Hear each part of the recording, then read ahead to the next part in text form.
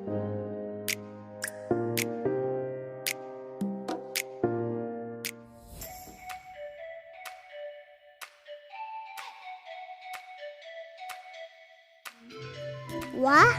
Rara lupa. Kalau dari sini kan nyebrang jalan. Mudah-mudahan jalannya sepi. Assalamualaikum warahmatullahi wabarakatuh. Salam Hayati. Perkenalkan, nama saya Anissa Alifia Soleha, NPM 1801061003, jurusan Tadris Biologi semester 5. Pada kesempatan kali ini, saya akan menjelaskan tentang fisiologi sel dan homeostasis. Mari kita simak penjelasannya berikut ini. Yuk mengenal lebih jauh tentang struktur sel. Struktur sel memiliki fungsi yang pertama yaitu untuk mengangkut nutrisi, oksigen, dan hormon. Yang kedua, untuk membangun dan membentuk jaringan. Yang ketiga, menjalankan proses metabolisme. Yang keempat, melakukan proses ekskresi. Dan yang kelima, untuk melaksanakan pertahanan tubuh. Manusia merupakan makhluk yang paling kompleks di antara makhluk-makhluk lainnya di planet bumi ini. Bayangkan, ada miliaran bahkan triliunan bagian mikroskopi pada tubuh kita, yang masing-masing memiliki sifat dan bentuk yang unik. Terdapat struktur baku pada sel, yaitu ada membran sel, sitoplasma, dan inti sel atau nukleus. Ayo kita bahas dari masing-masing bagian sel berikut ini.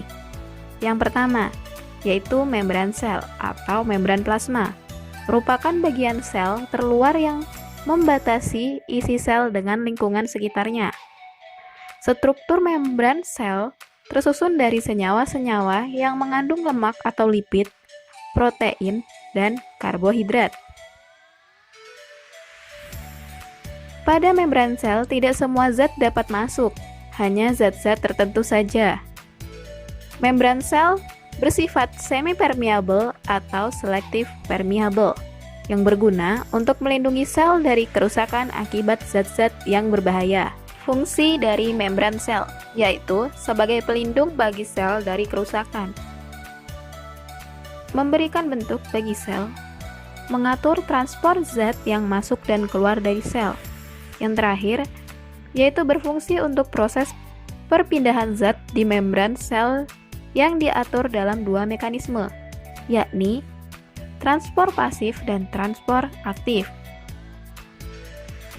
Selanjutnya, yang kedua yaitu ada sitoplasma. Sitoplasma merupakan bagian yang wujudnya koloid, yaitu tidak padat maupun tidak cair. Walaupun demikian, kandungan air di dalam sitoplasma sangat tinggi. Di dalam sitoplasma terlarut banyak zat, yaitu terdiri dari air, ion, protein. Sitoplasma merupakan media tempat terjadinya reaksi kimia di dalam sel. Sitoplasma juga merupakan tempat organel-organel sel berada, yaitu ada mitokondria, aparatus Golgi, lisosom, retikulum endoplasma, dan ribosom. Yang ketiga atau terakhir ada nukleus atau inti sel. Merupakan salah satu bagian utama sel yang penting karena nukleus yang mengendalikan seluruh aktivitas sel.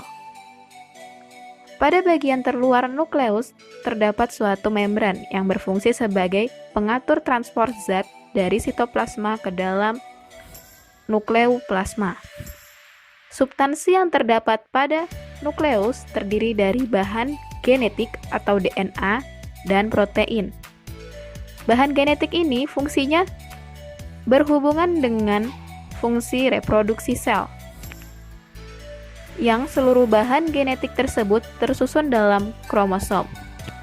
Jadi, nukleus sangat berperan penting pada reproduksi sel. Homeostasis. Apa itu homeostasis? Homeostasis adalah suatu keadaan tubuh untuk mempertahankan keseimbangan dalam menghadapi kondisi yang dialaminya. Homeostasis merujuk pada ketahanan atau mekanisme pengaturan lingkungan keseimbangan dinamis dalam badan organisme yang konstan. Pada saat sedang beraktivitas di siang hari, di bawah terik matahari, tubuh dapat berfluktuasi yang dapat menyebabkan peningkatan suhu dalam tubuh. Ketika mengonsumsi makanan yang banyak mengandung glukosa, dapat meningkatkan kadar glukosa dalam darah.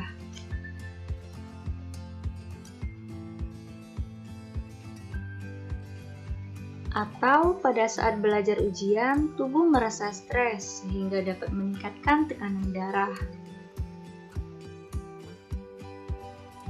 Dalam menanggapi perubahan-perubahan tersebut, tubuh kita memiliki suatu mekanisme yang akan mengembalikan kondisi dalam keadaan normal dan dapat berfungsi secara baik kembali.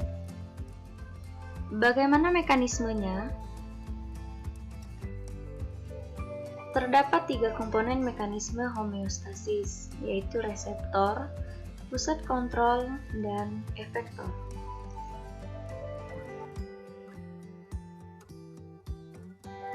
Mekanisme pengendalian kondisi homeostasis pada manusia berlangsung melalui sistem pembalik atau feedback, negatif feedback, dan positif feedback.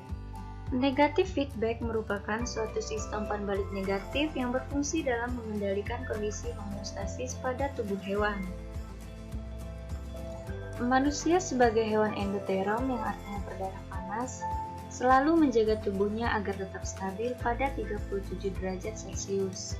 Namun, karena suhu lingkungan yang berubah setiap saat menyebabkan suhu tubuh menjadi naik ataupun turun.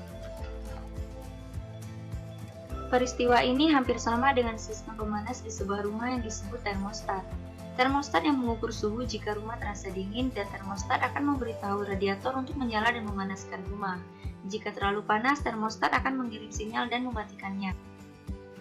Prinsip ini sama dengan prinsip kerja otak sebelah kiri pada area khusus yang disebut hipotalamus, yang mengukur suhu darah yang mengalir dan juga mengumpulkan informasi dari sensor suhu di sekitar tubuh.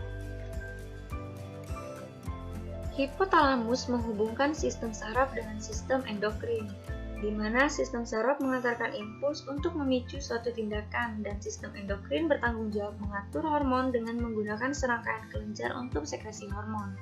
Kedua sistem tersebut bergantung pada komunikasi antara sel-sel untuk menyampaikan pesan, dan hipotalamus mempengaruhi perilaku masing-masing sistem. Proses pengendalian suhu tubuh atau biasa dikenal dengan termoregulasi merupakan salah satu contoh dari negatif feedback. Termoregulasi terbagi menjadi 2, yaitu vasokonstriksi dan vasodilatasi. Vasokonstriksi merupakan keadaan di mana pembuluh darah menyempit dan berada jauh dari permukaan kulit, sehingga kulit menjadi pucat dan pembuluh darah mengkerut. Sedangkan vasodilatasi merupakan keadaan di mana pembuluh darah melebar dan terletak dekat dengan permukaan kulit. Pada saat tubuh mengalami vasokonstriksi, di mana pembuluh darah jauh dari permukaan kulit, di mana otot berkontraksi untuk memproduksi panas. Efeknya tubuh menjadi menggigil dan pada kulit muncul benjolan kecil dengan rambut pada kulit berdiri.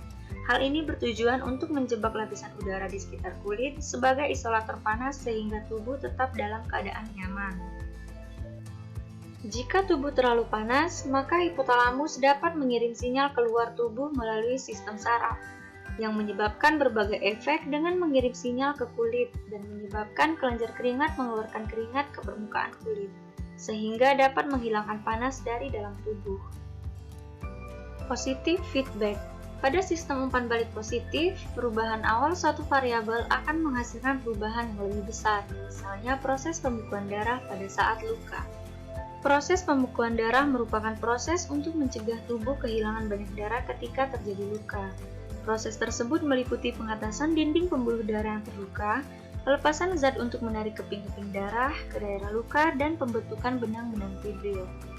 Dalam proses pembekuan darah, keping-keping darah atau dikenal dengan trombosit menyentuh permukaan luka yang kasar dan pecah mengeluarkan enzim trombokinase. Trombokinase akan mengubah protrombin menjadi trombin dengan bantuan vitamin K. Pengubahan protrombin menjadi trombin memerlukan zat kalsium untuk mempercepat proses tersebut. Trombin akan mengubah fibrinogen yang larut dalam plasma darah menjadi benang-benang fibril. Proses ini juga dipicu secara tepat dan peran utama dalam patologi ACS, VTE, dan AF.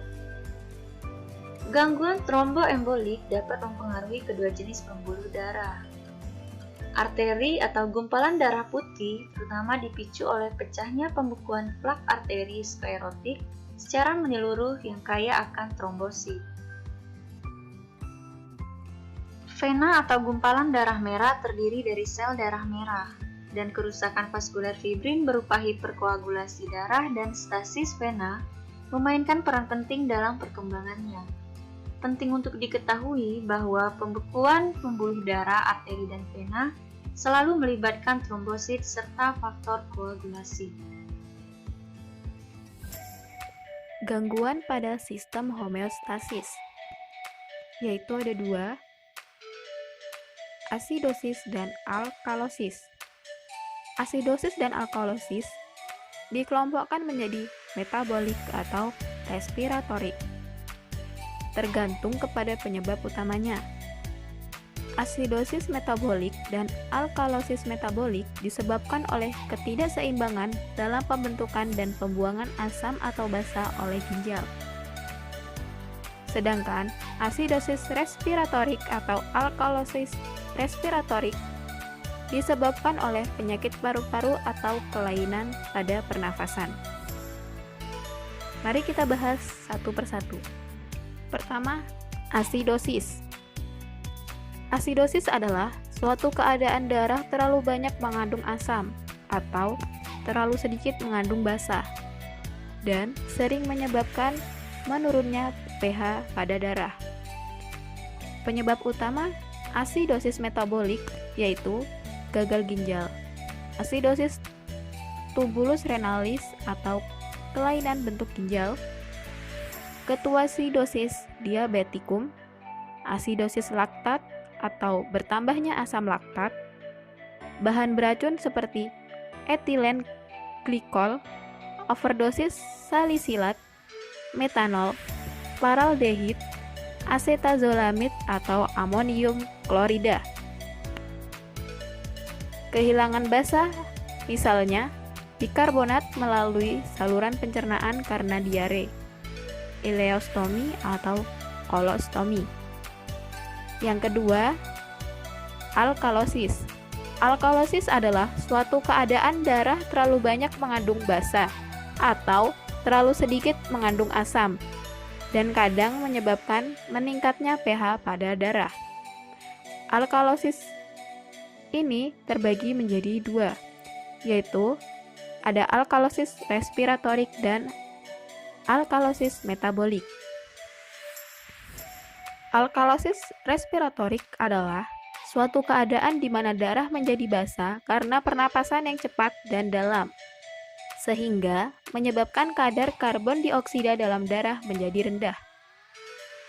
Penyebab alkalosis respiratorik ini adalah pernapasan yang cepat dan dalam disebut hiperventilasi, yang menyebabkan terlalu banyaknya jumlah karbon dioksida yang dikeluarkan dari aliran darah. Penyebab hiperventilasi yang paling sering ditemukan adalah kecemasan. Penyebab lain dari alkalosis respiratorik adalah kadar oksigen darah yang rendah dan demam. Selanjutnya, alkalosis metabolik. Alkalosis metabolik adalah suatu keadaan di mana darah dalam keadaan basa karena tingginya kadar bikarbonat. Penyebab alkalosis metabolik ini adalah terjadi jika tubuh kehilangan terlalu banyak asam. Contohnya, kehilangan sejumlah asam selama periode muntah yang berkepanjangan atau bila asam lambung disedot dengan selang lambung, terutama setelah pembedahan perut. Yang kedua, mengkonsumsi terlalu banyak basa dari bahan-bahan seperti soda bikarbonat. Yang ketiga, kehilangan natrium atau kalium dalam jumlah yang banyak akan mempengaruhi kemampuan ginjal dalam mengendalikan keseimbangan asam basa pada darah.